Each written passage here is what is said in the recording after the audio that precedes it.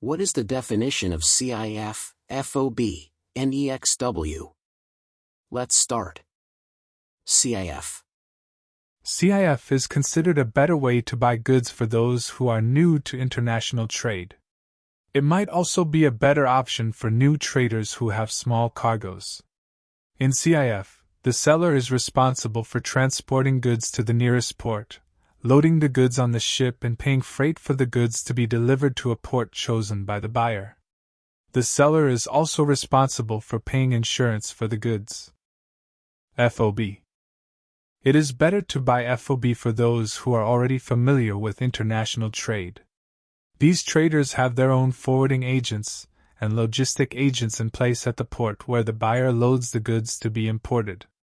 In FOB trading, the seller is only responsible for taking the goods to the nearest port on his or her end.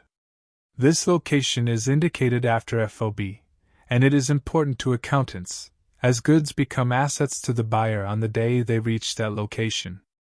The goods are considered delivered once they cross the ship's rail. The buyer is therefore responsible for paying the ship's freight and insurance.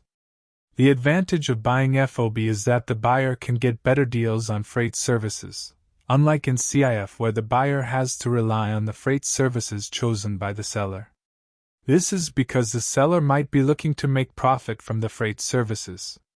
The buyer therefore makes profit from buying FOB.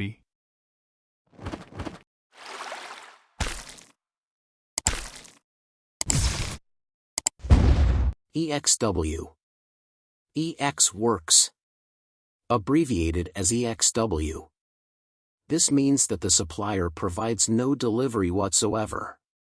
So the buyer is responsible for picking up the goods from the supplier's location and organizing transportation to the final destination. So on a contract or invoice this term would be written as EXW. And the city or location where the goods will be available for pickup.